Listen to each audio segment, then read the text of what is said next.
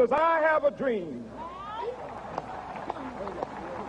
that my 4 little children will one day live in a nation where they will not be judged by the color of their skin, but by the content of their character. I have a dream today. It was a dream so powerful, it eventually came true. Its impact so strong, it fractured the foundation of a society.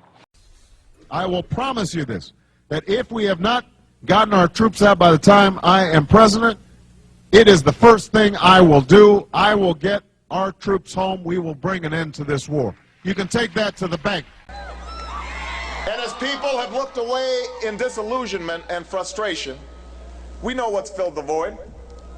The cynics, the lobbyists, the special interests who've turned our government into a game only they can afford to play. They write the checks and you get stuck with the bill.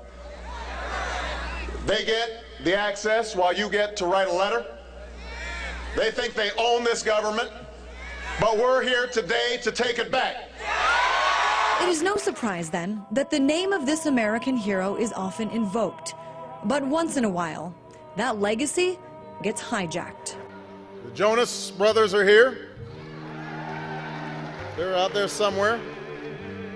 Sasha and Malia are huge fans, but boys don't get any ideas. I have 2 words for you: predator drones. You will never see it coming.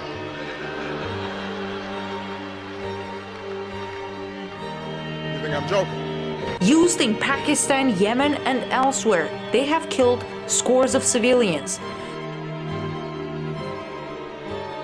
The former chief counterinsurgency strategist for the U.S. State Department has estimated that drone attacks kill 50 non-targeted persons for each intended target. We've opened up a new realm of warfare, a new realm of breaching international and domestic law. Drones have become the symbol of America's undeclared wars. Those are being operated by somebody at a command center in Langley, Virginia. They're watching it on a video screen. They're pressing the button. They're deciding who lives and who dies. Washington is looking to increase the funding for drone development by 7 times over the next 10 years. A large part of that will go towards unarmed surveillance drones. Philadelphia, I know there's some of you who are frustrated because we haven't gotten everything done that we said we were going to do in 2.5 years. It's only been 2.5 years. I got 5.5 years more to go. I think his task will be to develop an overall strategy for America in this period when really a new world order can be created. A series of U.S. drone attacks have reportedly killed at least 16 people in Pakistan. Washington has kept up the airstrikes despite a recent declaration from the Pakistani parliament calling for their end. The violence must stop. Muammar Gaddafi has lost legitimacy to lead, and he must leave. But it is the first time the American president has directly called on Muammar Gaddafi to step down. Unfortunately, it's a large participant in our bankruptcy. Right now, it's estimated that wars in Iraq and Afghanistan, the new estimates will be over $4 trillion. It's so hard to estimate at a time when we can't even pay for medical care for people in this country.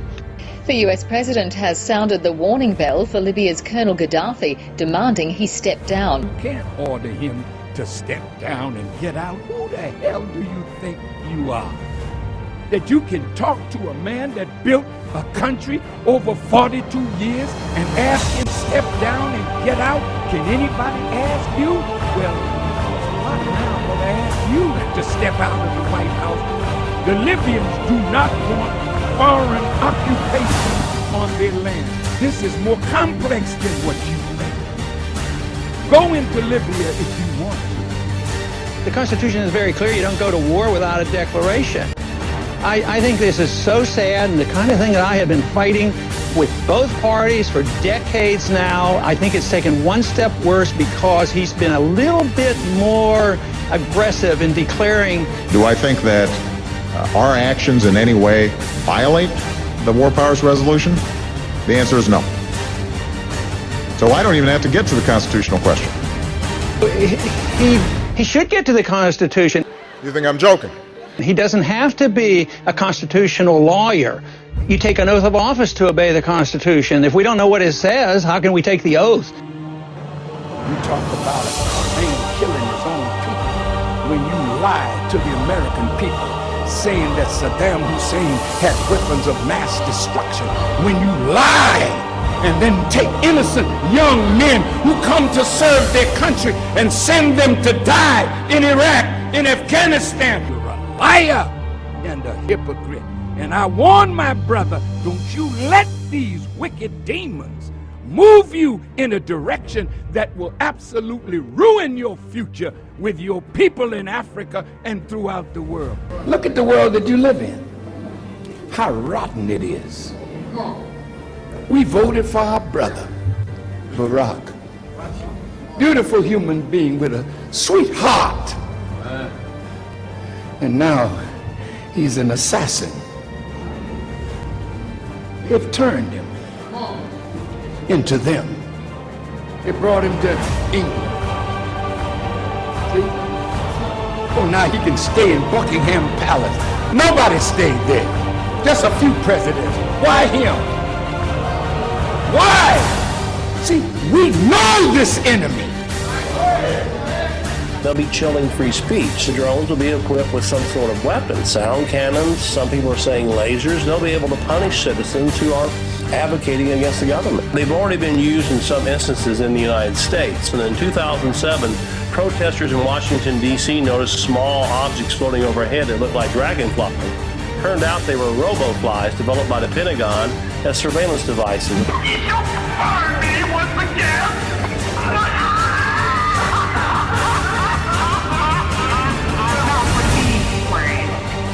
Which hitherto have fought from regions where I reign.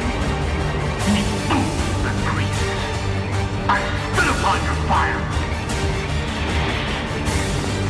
Take on, don't care. Fire shall have its will of thee. Be on, don't care. And all the winds, victory without doubt. Fill fellowship, eternal fight. Once again, victory sets us free.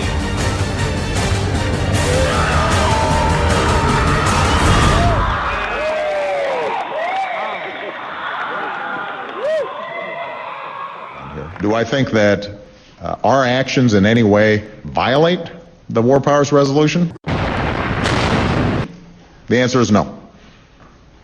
So I don't even have to get to the constitutional question. You think I'm joking?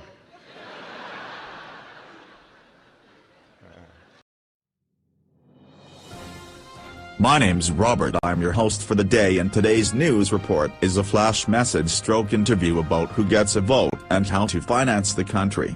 Ron Paul, what's fresh? Vote for Ron Paul. See, I told you so. Now if we could just do what I say, you might get some things done around here. Would you vote for me, Sarah, if you get financing because of it? Certainly not. The last seminar, if you remember, was really close. I mean, you had your moments of clarity and leadership, but those days are gone, my friend. I say we invest in ballet boxes. Now just a minute, I am just trying to introduce to you this new merger with the banks that will solve all our problems, and my banker smoking them Cubans. Where should I invest money now? Well, I have a nice box with a skeleton hand that comes out and takes your coins. The paper money is getting used for business cards, and we're even considering introducing new toilet paper. Allow me to interject. The vote seems a difficult decision when most of the voters are still sitting on the fence, and now they're even thinking about chaining themselves to railings. Exactly why you get me to get the vote. I represent the Parkhurst and Suffrage Badge Party, and well, these middle-class protesters trying to withdraw funding see me as a political model. Easy, Sarah. Let's get back to the fiscal figures. Where's my banker?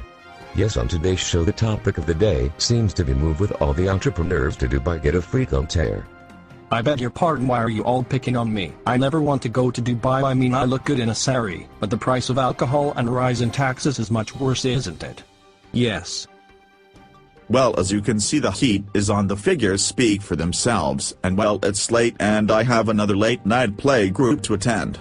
Remember, if it's not hot, it's not cool.